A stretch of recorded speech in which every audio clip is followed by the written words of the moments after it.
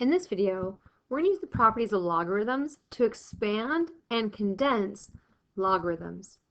So we're going to start off with expanding. In our first example here, we have the natural log of 5x to the 7th divided by y. To expand means we're going to write it out using plus and minus signs. So if we think back to our properties of logarithms, we know that when we see the division, that allows us to have two things. We're going to have two natural logs here because of the division. So one of them will have the 5x to the 7th, and one of them will have the y, and we'll have a minus sign in between them. Again, that minus sign is because of the division. Now we also know from our properties of logarithms that when we have two things being multiplied, those can turn into two separate pieces. And so here what we're looking at is the natural log of 5 plus the natural log of x to the 7th. And then, of course, we still have our minus the natural log. Let's try that again. The natural log of y. Again, using our properties of logarithm, we know that when we have this exponent can move into the front, which then allows us to have the natural log of 5 plus 7 times the natural log of x minus the natural log of y. And now we have expanded out our natural log and we're finished. So this would be the expanded result. So basically for every term we see, right, one term, two terms, three terms, we have a natural log for each of those terms, right? We have one here, we have one here, and we have one here. So let's take that with us as we look at example B. For example B, we have the natural log of the square root of 3x minus 5 divided by 7. When we look at this, we don't really want to see our square roots. We want to rewrite this. We're going to begin by rewriting it as the natural log of the quantity 3x minus 5 to the 1/2 power divided by 7. And now we can count our terms. So we have 1, 2, 3, 4 terms. But this is where our terms isn't really going to help us because we have that minus sign between our 3x and our 5. So this one right here is kind of put a damper on things. So it's kind of a different situation because we have that minus sign, which we did not have in this first example. So here, let's start by breaking it apart using that division first. So we know that we'll need two ln's. So an ln and an ln. Our first one will have the entire numerator on it, so 3x minus 5, let's scoot this over, to the 1/2 power. And our other one will have the 7 from the denominator. Again, because it's dividing, we'll be subtracting. Now in this instance, because our 3x minus 5 to the quantity is being raised to the 1/2 power, that's going to have us bring the 1/2 into the front.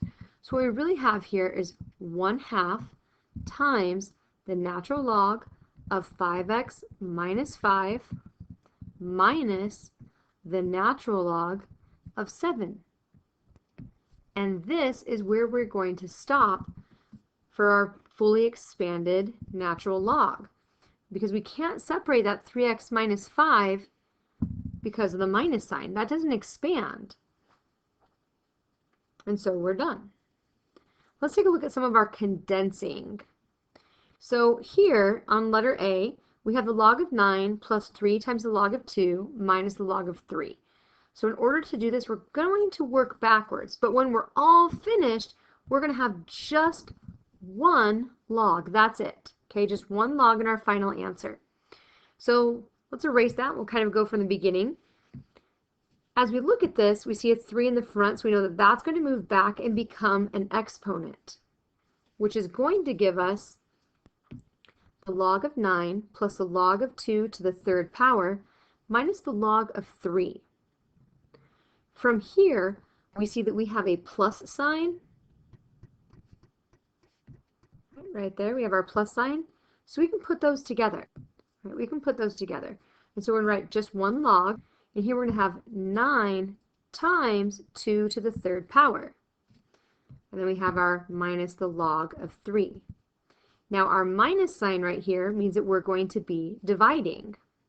Let's move this a little bit so we have a little more room. So what we have is we have our single log. On the numerator, we have our 9 times 2 to the third power being divided by the 3. And now we're just going to go ahead and we're going to actually work this out. So what that means is we're going to take this, we're going to plug this piece right here into the calculator, which is going to give us that we have the log of 24. Right? The log of 24. So we can even write that like this. The log of 24 was that is going to condense into. And that will be our final answer. So for problem B, we have 1/3 times the log base 2 of x plus the log base 2 of x minus 4. So this 1/3 out in the front, we don't go as an exponent, but the thing is it gets distributed to both of these pieces here. So what we're really looking at is the log base 2 of x raised to the 1/3 power and the log base 2 of x minus 4 to the 1/3 power. Now because we have this plus sign, we know that those are going to be multiplied together and we need just one log base 2. So we'll write our 1 log base 2, and then that's telling us that we're going to be multiplying together our x to the 1/3 and our x minus 4 to the 1/3. Now because they both have exponents of 1/3, we're able to distribute that out or pull that out, factor that out. So we have the log base 2 of x times x minus 4 all raised to the 1/3 power, which we can then rewrite as the log base 2 of x, or not of x, sorry. The 1/3 means a cubed root, so of the cubed root of x times x minus 4. And now we have condensed this problem all the way down. So being able to expand or to condense logarithms really is knowing how to manipulate or use the logarithmic properties. And to refresh our memory, these are our logarithmic properties: the product property, the quotient property, and the power property.